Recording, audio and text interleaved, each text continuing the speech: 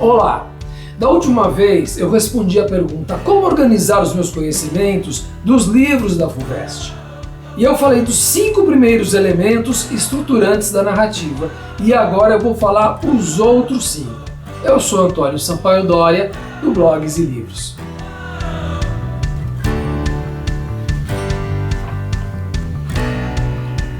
Bom, os primeiros 5 elementos são tempo e espaço, narrador, enredo e personagens. Agora vamos chegar aos outros 5, que são foco narrativo, linguagem, gênero e escola literária, efabulação, que é a trama dos acontecimentos, e leitor. Sim, porque todo livro tem um tipo específico de leitor. Vamos lá começar com foco narrativo. Foco nada mais é do que o ponto de vista. Qual é o ponto de vista desse narrador? Bom, neste caso, é o narrador que tem um ponto de vista o mais amplo possível. Ele sabe tudo. Ele é como um Deus que vê as coisas de cima. Então, o centro da narrativa é o Rubião, aquele que recebeu herança. Mas ele vê todos os personagens e mostra os sentimentos íntimos, os pensamentos e as contradições de cada personagem.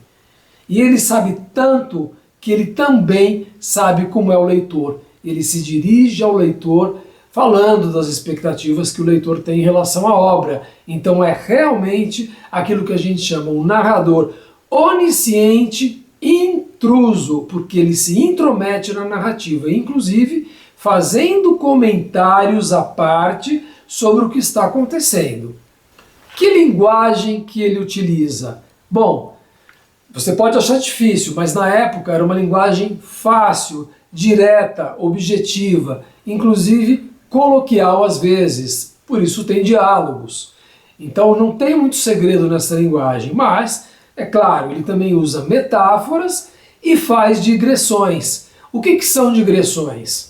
São comentários à parte, que ele para a narração e faz comentários, ou uma citação de outros autores, por exemplo, Shakespeare, ou uma reflexão sobre a vida, sobre a psicologia dos personagens, etc. Ou seja, a linguagem inclui tudo isso. Qual o gênero narrativo? É o romance. Realista, quer dizer, da escola realista do século XIX. E o realismo no século XIX é bem isso mesmo, queria escrever romances que mostrassem toda a sociedade, como a sociedade funcionava, uma espécie de análise da sociedade. E ele faz isso.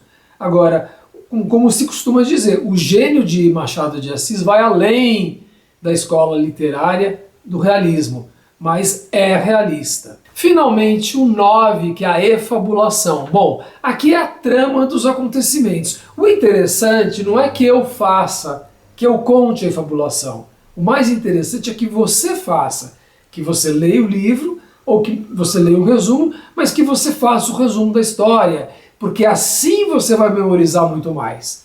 Bom, mas eu vou falar agora da efabulação de maneira concisa.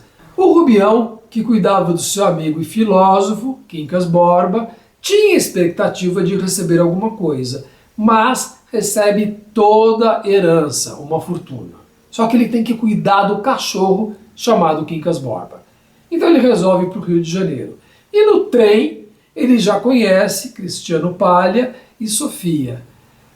Os dois percebem que ele é meio bobo e o Cristiano logo vai se tornar sócio dele. E a Sofia, bom, eles vão ajudar o Rubião, mas ele vai se apaixonar pela Sofia, criando um triângulo amoroso. Então, assim, a primeira parte da história tem muito a ver com esse triângulo. Bom, um dia, numa festa, ele se declara para a Sofia.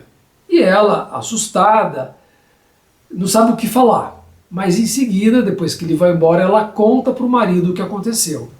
O Cristiano, o marido, fica com raiva, mas ele diz, não podemos romper com ele, porque eu tenho dívidas com ele, e ela aceita isso. Então os dois mantêm essa relação por interesse.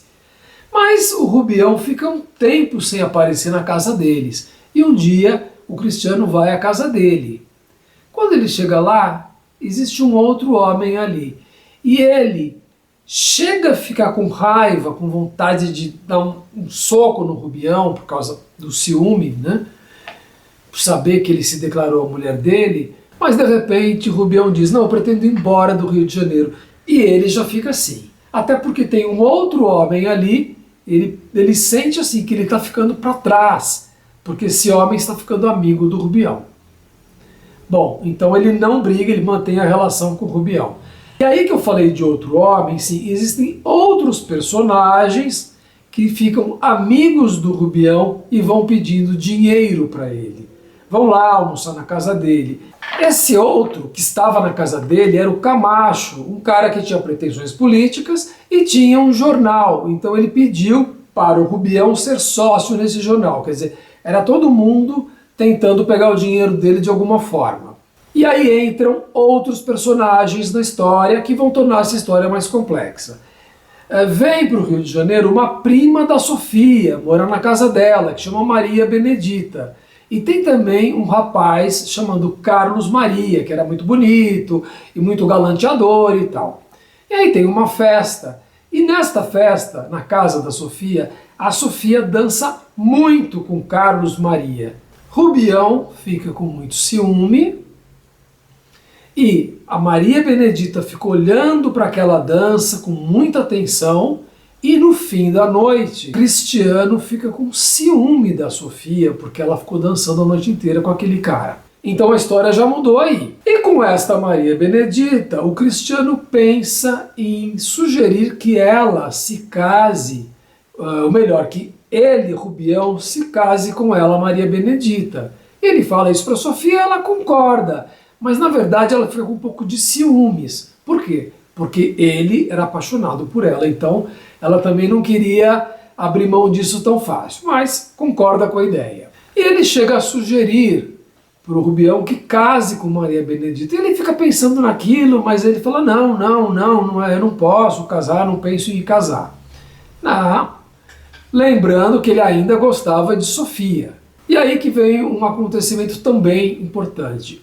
O Rubião encontra uma carta que era de Sofia, endereçada a Carlos Maria, que é aquele com quem ela dançou. Então, imediatamente ele conclui que os dois eram amantes. Fica morrendo de ciúmes, e na primeira oportunidade ele vai na casa da Sofia, conta isso, que ele achou a carta, e tipo assim, joga a carta na cara dela. E ela, muito nervosa, não sabe o que falar. Na verdade, esse Carlos Maria tinha seduzido Sofia com palavras, com elogios, mas ela ficou até interessada, mas nada aconteceu.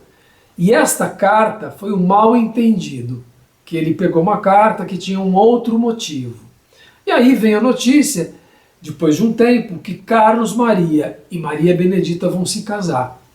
E o Rubião não entende, fala assim, como?